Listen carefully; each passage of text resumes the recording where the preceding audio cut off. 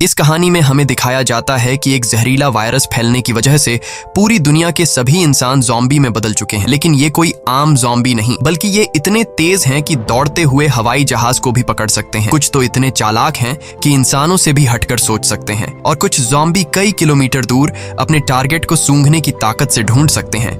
लेकिन इस खतरे से घिरी हुई दुनिया में अब सिर्फ 2 ही इंसान जिंदा बचे हैं। क्या ये दोनों सरवाइव कर पाएंगे या नहीं, जानते हैं आज की इस वीडियो में। कहानी की शुरुआत में हम एक लड़के को देखते हैं जो अपने कमरे में बैठकर टीवी पर कार्टून देख रहा होता है कि तभी अचानक टीवी का सिग्नल चला जाता है और स्क्रीन पर एक इमरजेंसी रिपोर्ट आने लगती है। ये खबर उस लड़के की मुस्कुराहट छीन लेती है। टीवी में बताया जाता है कि दुनिया भर में एक बहुत ही जहरीला वायरस फैल गया है, जिससे इन्फेक्टेड लोग कुछ मिनटों के अंदर भयानक ज़ॉम्बी जैसे बन जाते हैं। ये वायरस बहुत तेजी से फैलता है और पूरी दुनिया इस वायरस की चपेट में आ चुकी है। टीवी में बताया जाता है कि जो भी ये खबर सुन रहा है वो जल्दी से खुद के लिए कोई सेफ जगह देख ले। लड़का ये सब देख ही रहा होता है कि अचानक ऊपर के कमरे से अजीब तरह की आवाज आती है। वो आवाज सुनकर लड़के के गले में सांसें अटक जाती हैं। लड़का धीरे धीरे ऊपर जाकर देखता है तो पता चलता है कि ये उसकी बड़ी बहन का मजाक था। उसके बाद ये दोनों लड़के अपनी माँ के कमरे की तरफ जाते हैं और वहां जाकर ये देखते हैं कि उनकी माँ बहुत परेशान है।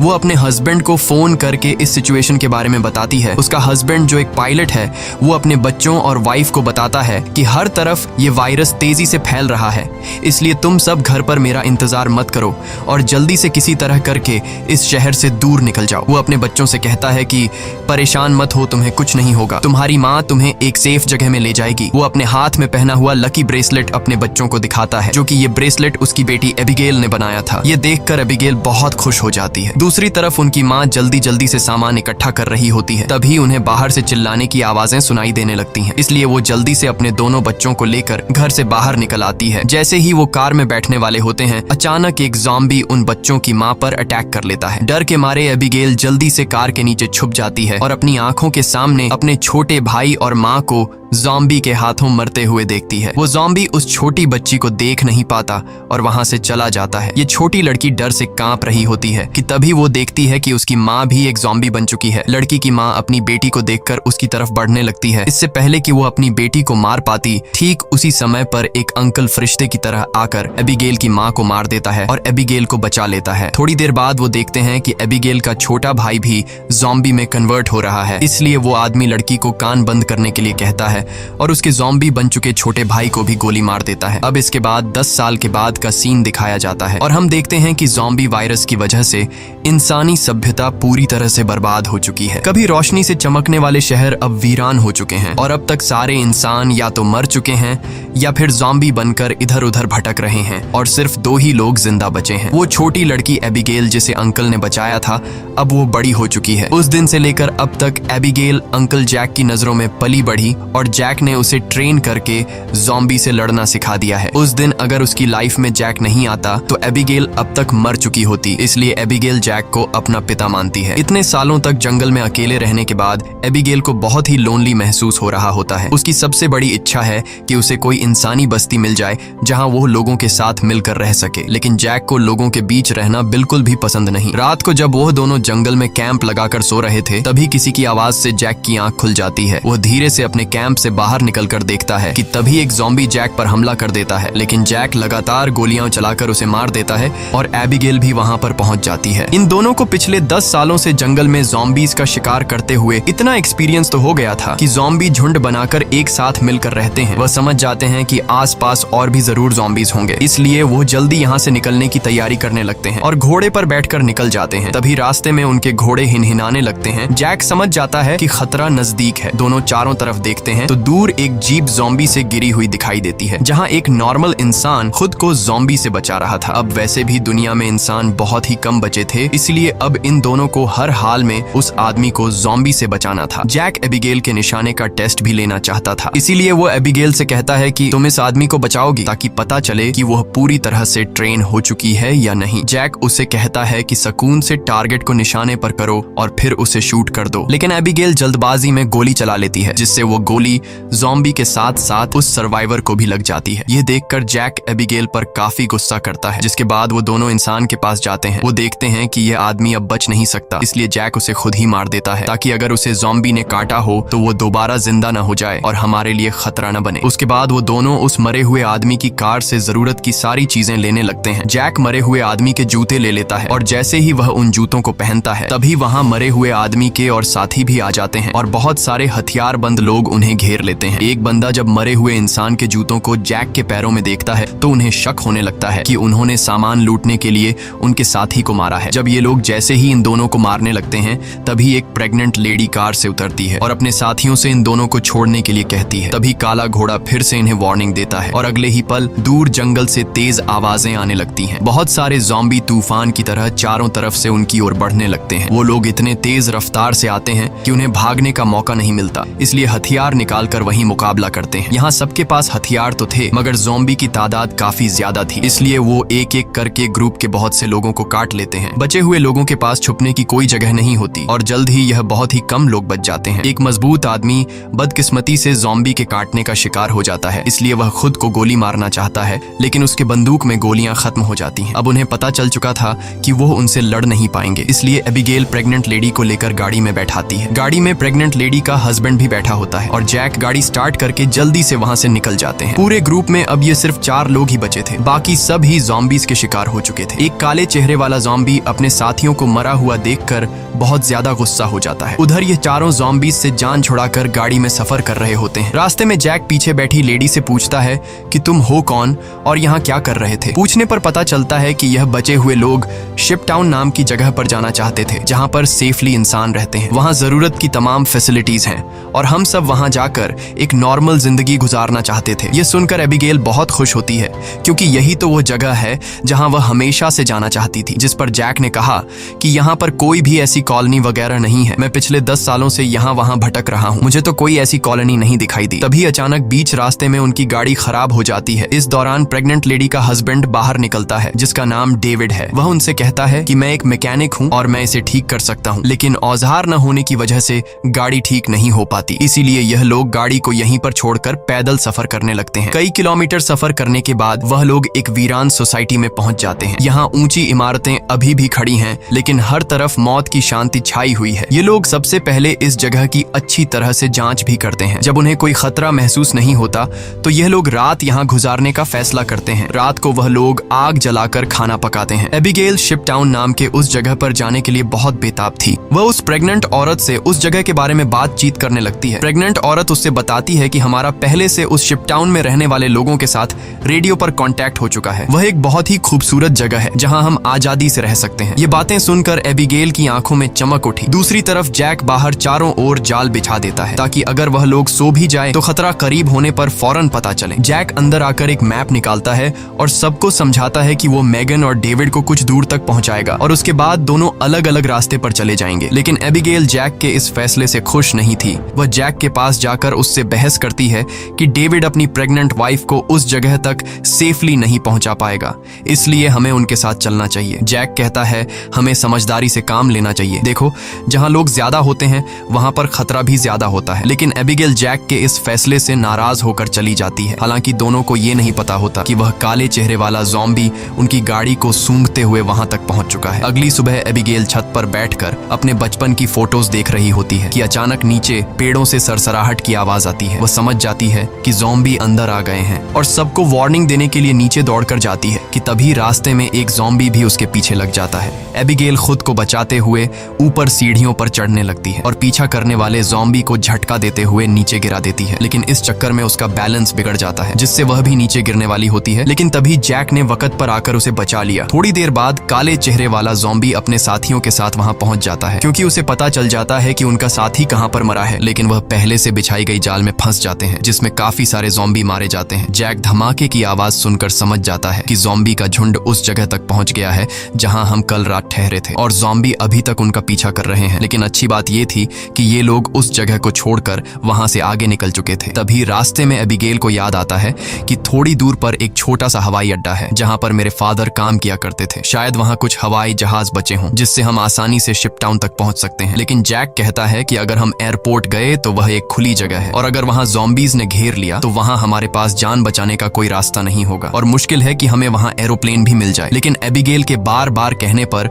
वह वहां जाने के लिए मान जाता है, जिसके बाद ये लोग एयरपोर्ट आ गए। लेकिन यहाँ पर कोई भी एरोप्लेन नहीं था। जैक कहता है, देखा, मैंने कहा कहा था यहाँ पर कोई भी एरोप्लेन नहीं होगा। लेकिन जब वह लोग वहाँ पर एक छोटे से गराज में पहुँचते हैं तो गराज का दरवाजा खोलते ही लकीली वहाँ उन्हें एक छोटा एरोप्लेन मिल जाता है। ये देखकर ये लोग बहुत खुश हो जाते हैं क्योंकि अब उनका शिप टाउन तक पहुँचने का रास्ता आसान हो गया। लेकिन ये हवाई जहाज बहुत दिनों से इस्तेमाल नहीं हुआ था, इसलिए मैकेनिक डेविड कहता है कि उसे ठीक करने की जरूरत है। ज्यादा नहीं, मैं उसे 10 से 15 मिनट के अंदर ठीक कर दूंगा। जब तक डेविड एरोप्लेन को ठीक करता तब तक जैक और एबिगेल एयरपोर्ट में कुछ काम की चीजें ढूंढने लग जाते हैं। तभी डेविड दूरबीन से देखता है कि दूर से बहुत सारे ज़ॉम्बीज आ रहे हैं जो बहुत जल्द एरोप्लेन तक पहुंच जाएंगे। वह लोग दौड़ कर आते हैं और उन दोनों को वार्न करते हैं कि हमें जल्दी से एरोप्लेन को स्टार्ट करना होगा, नहीं तो ज़ॉम्बी यहाँ पहुंचकर हमें मार देंगे। एबिगेल जल्दी से पायलट की सीट पर बैठ जाती है, वहाँ पर मौजूद बुक्स को रीड करती है। उसके फादर पायलट थे, इसलिए उसने अपने फादर से एयरप्लेन को कंट्रोल करने की थोड़ी बहुत जानकारी सीखी थी। और जैक ज़ॉम्बीज को शूट करके उन्हें रोकने की कोशिश करता है। एबिगेल जैसे तैसे करके एरोप्लेन को स्टार्ट कर लेती है, लेकिन तब तक बहुत देर हो चुकी थी। वहाँ बहुत सारे ज़ॉम्बी रनवे तक पहुंच जाते हैं। उनकी रफ्तार काफी तेज थी और उनमें से एक ज़ॉम्बी एरोप्लेन के दरवाजे तक पहुंच भी जाता है, लेकिन जैक उसे गोली मारकर एरोप्लेन को उसे छुड़ा लेता है और एबिगेल जहाज के कंट्रोल को समझ जाती है। इस तरह से ये लोग जहाज को टेक ऑफ कर लेते हैं। हवाई जहाज में बैठे सभी लोग बहुत खुश हैं क्योंकि वो जल्द ही सीधे शिप टाउन पहुंच जाएंगे। लेकिन ये खुशी थोड़ी ही देर की मेहमान थी। जैसे ही ये लोग थोड़ा सा आगे गए तो अचानक जहाज के इंजन में से धुआं निकलने लगा क्योंकि ये जहाज पिछले 10 सालों से हवा में सफर नहीं कर पाया था, इसीलिए इसका इंजन ब्लास्ट हो जाता है और प्लेन नीचे की तरफ जाने लगा। जैक समझदारी से काम लेते हुए एरोप्लेन का एक पेड़ में क्रैश लैंड करता है, जिससे उन्हें थोड़े बहुत चोट तो आ जाते हैं पर इनकी जान बच जाती है। प्लेन तो अब इस्तेमाल लायक नहीं बचा था, इसलिए अब उन्हें दोबारा फिर से पैदल सफर करना पड़ेगा। काफी दूर तक पैदल चलने के बाद वो लोग एक सुनसान रेलवे स्टेशन तक पहुंच जाते हैं। रात हो चुकी थी। ये लोग आसपास खतरा चेक करते हैं। जब उन्हें कोई भी ज़ॉम्बी नहीं नजर आता तो ये लोग यहीं पर रात गुजारने का फैसला कर लेते हैं। वो लोग मैप पर अपना लोकेशन देखते हैं, जिससे उन्हें पता चलता है कि अब ये लोग शिप टाउन से सिर्फ 2 दिन की दूरी पर हैं। यहाँ वो प्रेग्नेंट लेडी जैक के पास आती है और जैक का शुक्रिया अदा करती है। वो जैक से कहती है कि अगर तुम ना होते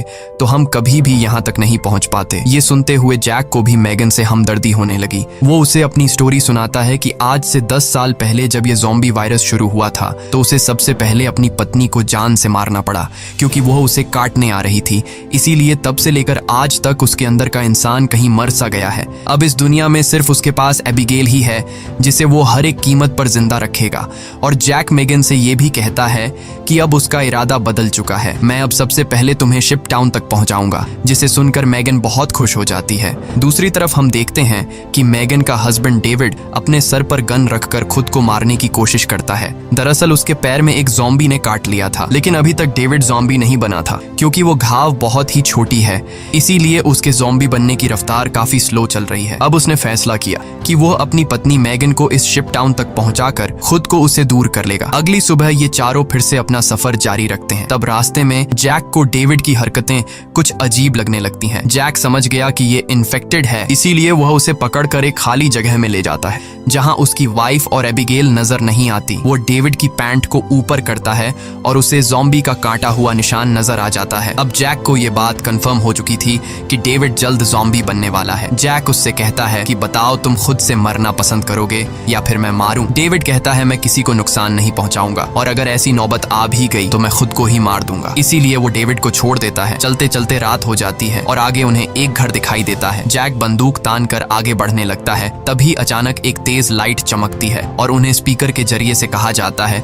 कि अपनी वेपन्स नीचे रख दो वरना गोलियों से छलनी कर दिया जाओगे। अब उन्हें पता चल जाता है कि अंदर कोई इंसान ही है। एबिगेल आगे बढ़ती है और कहती है कि हमारा यहाँ आने का मकसद किसी को नुकसान पहुँचाना बिल्कुल भी नहीं है, बस हमें मदद चाहिए। तभी उस घर का मालिक बाहर आता है। वो कहता है कि तुम लोगों को यहाँ ढेर सारा खाना और रात गुजारने दिया जाएगा, मगर एक शर्त पर, तुम सबको अपनी बंदूकें बाहर ही छोड़नी होंगी। जब ये लोग अपने वेपन्स बाहर छोड़ देते हैं तो वो आदमी उन्हें घर के अंदर ले जाता है। ये आदमी सबको घर के अंदर वेलकम करते हुए बताता है कि मैं एक साइंटिस्ट हूँ, मैं यहाँ पर अकेला रहता हूँ, अगर मैं चाहता तो यहाँ से जा सकता था, लेकिन ऐसी जगहों पर मुझे रिसर्च करने में आसानी होती है। यहाँ वो इन सबको बहुत अच्छा खाना देता है जिसे वो सब देखकर हैरान रह जाते हैं क्योंकि ऐसा खाना उन्होंने काफी लंबे अरसे से नहीं खाया था। वो लोग खाने पर टूट पड़ते हैं। खाना खाने के बाद वो साइंटिस्ट इन लोगों के लिए ड्रिंक्स भी लाता है। वो सब बहुत खुश थे क्योंकि इतने दिनों बाद सबको आराम से बैठकर बातें करने का मौका मिलता है। लेकिन साइंटिस्ट की बातें सुनते हुए उन्हें कुछ अजीब लगता है। साइंटिस्ट कहता है कि देखो, ये जो वायरस फैला है वैसे तो ये बहुत बुरी चीज है, लेकिन दूसरी तरफ इससे इंसान अपग्रेड भी हुए हैं, जैसे कि कमजोर इंसान खत्म हो जाएंगे और जो ताकतवर होगा वो जॉम्बी बनकर जिंदा रहेगा। वो कहता है कि जॉम्बी सिर्फ खाने के लिए जीते हैं ना कि तरक्की के लिए, इसलिए जॉम्बीज को दुनिया पर राज करना चाहिए। ये सुनकर उन चारों को बहुत ही अजीब लगने लगता है। तभी डेविड को अपनी तबीयत ज्यादा खराब लगती है और वो बाथरूम में जाता है। बाथरूम जाकर वो शीशे में देखता है कि उसके बॉडी में वायरस पूरी तरह से फैल चुका होता है। जब डेविड वापस हॉल में आता है तो देखता है कि जैक और बाकी लोग बेहोश पड़े हैं। दरअसल साइंटिस्ट ने शराब में बेहोशी की दवा मिला दी थी। ये देखकर डेविड साइंटिस्ट पर हमला करने लगता है कि तभी साइंटिस्ट अपने हाथ में पकड़े हुए एक डिवाइस का बटन दबा देता है। डेविड को अचानक बहुत कमजोरी महसूस होती है और वो जमीन पर गिर जाता है। साइंटिस्ट कहता है कि इस डिवाइस को मैंने सालों की मेहनत के बाद बनाया है, जिससे मैं दुनिया के किसी भी कोने में जा सकता हूँ और इस डिवाइस की मदद से ज़ॉम्बी मेरा कुछ भी नहीं बिगाड़ सकते। साइंटिस्ट ने एक ऐसा डिवाइस बना लिया था जिससे वो ज़ॉम्बीज को कंट्रोल कर सकता था, यानी कि अब वो पूरी दुनिया का राजा बनकर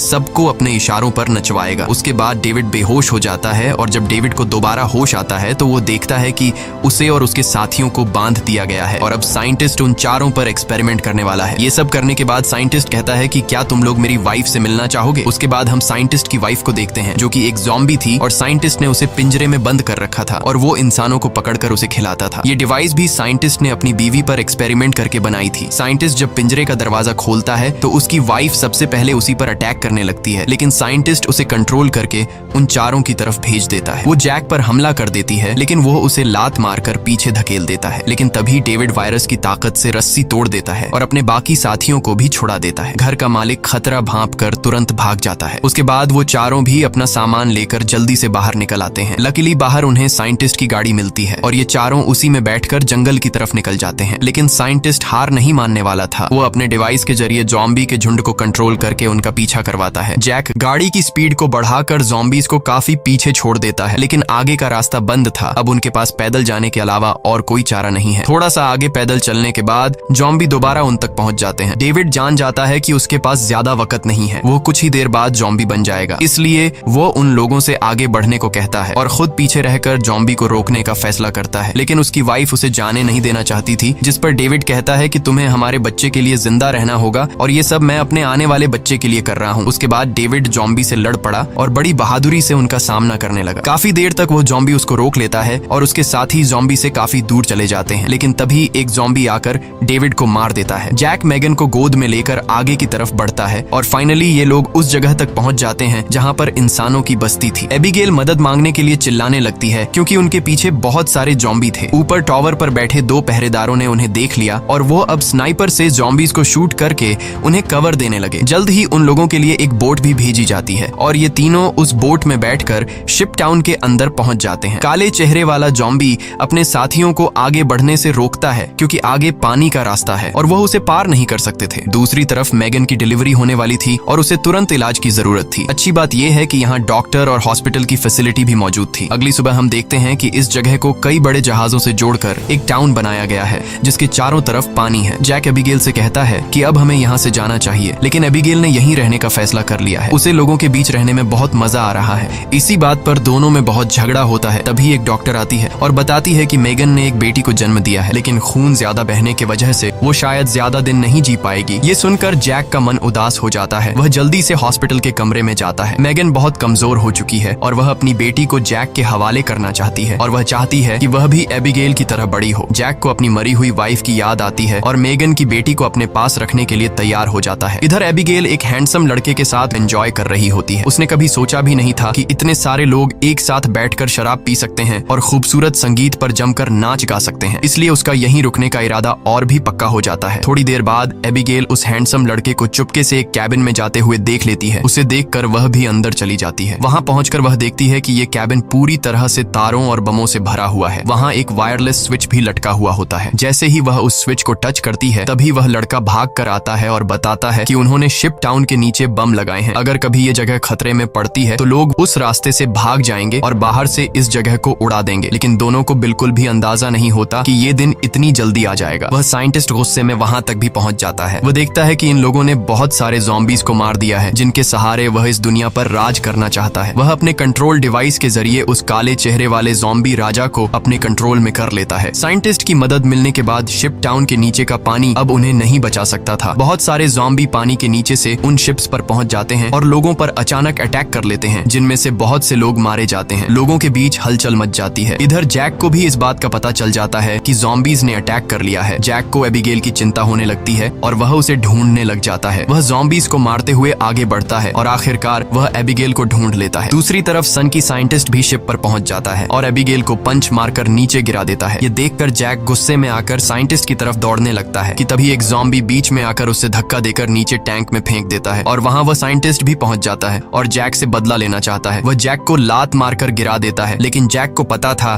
कि साइंटिस्ट से लड़ना फुदूल है, इसीलिए वह साइंटिस्ट पर हमला करके उसके हाथ में लगे डिवाइस को दीवार से मारकर तोड़ देता है। अब साइंटिस्ट के पास ज़ॉम्बीज को कंट्रोल करने की पावर नहीं रही, जिसके बाद बूढ़ा साइंटिस्ट जल्द ही ज़ॉम्बी का शिकार बन जाता है। अच्छी बात यह थी कि इस कैंप में पहले से ही भागने का रास्ता बना हुआ था। बहुत सारे बचे हुए लोग सुरंग के रास्ते नदी के दूसरे किनारे पर पहुंच जाते हैं। जब वह बम चालू करने वाले होते हैं तो वह हैंडसम लड़का बटन नहीं दबाता, क्योंकि एबिगेल अभी भी शिप पर है। अब जैक और एबिगेल बाहर की तरफ भागने लगते हैं, लेकिन पीछे से ज़ॉम्बी राजा एबिगेल को पकड़ लेता है। तभी जैक तेजी से उस ज़ॉम्बी को लकड़ी से सर पर मार देता है, जिससे वह पीछे गिर जाता है। अचानक एबिगेल की नजर गलती से उस ज़ॉम्बी राजा के हाथ में बंधे ब्रेसलेट पर पड़ती है। ये वही ब्रेसलेट था जो उसने बचपन में अपने हाथों से अपने पिता के लिए बनाया था। वह समझ जाती है कि ये ज़ॉम्बी उसके पिता हैं, लेकिन अब वह इंसान नहीं बल्कि ज़ॉम्बी बन चुका था। यहाँ पर जैक उसे हाथ से पकड़कर जबरदस्ती खींचकर भागने को कहता है। वह हैंडसम लड़का दोनों को भागते हुए देखकर तुरंत वायरलेस रिमोट का बटन दबा देता है और पूरा शिप टाउन राख में बदल जाता है। हालांकि इन सबकी लड़ाई भी खत्म नहीं हुई थी। कैंप का सरदार अपनी गर्दन पकड़कर आता है, क्योंकि लड़ाई में उसे ज़ॉम्बी ने काट लिया था। वायरस के फैलने से पहले ही काले चेहरे वाले ज़ॉम्बी ने उस पर हमला कर दिया। हैरानी की बात यह थी कि ज़ॉम्बी राजा भी धमाके में बच गया था। जैक तुरंत दौड़कर उस ज़ॉम्बी राजा से लड़ने लग जाता है, लेकिन जैक ज़ॉम्बी राजा के सामने कमजोर पड़ रहा था। इसीलिए एबिगेल जमीन से बंदूक उठाती है और ये जानते हुए भी कि सामने खड़ा ज़ॉम्बी राजा उसका पिता है, लेकिन वह उसे पालने पोसने वाले जैक को मार रहा था। इसलिए एबिगेल बिना सोचे समझे उस काले चेहरे वाले ज़ॉम्बी राजा को गोली मार देती है, क्योंकि अगर वह उसे गोली नहीं मारती तो वो ज़ॉम्बी राजा वहां पर मौजूद सब लोगों को मार देता। उसके बाद जैक और एबिगेल गले लगते हैं और अब जैक, एबिगेल और बचे हुए लोग दूर समुद्र में एक सुनसान द्वीप की तरफ देखते हैं और वहीं एक नई इंसानी बस्ती बसाने का फैसला करते हैं। इसी के साथ ये कहानी खत्म हो जाती है। अगर वीडियो आपको अच्छी लगी हो तो हमारे चैनल को सब्सक्राइब और वीडियो को लाइक जरूर कीजिएगा।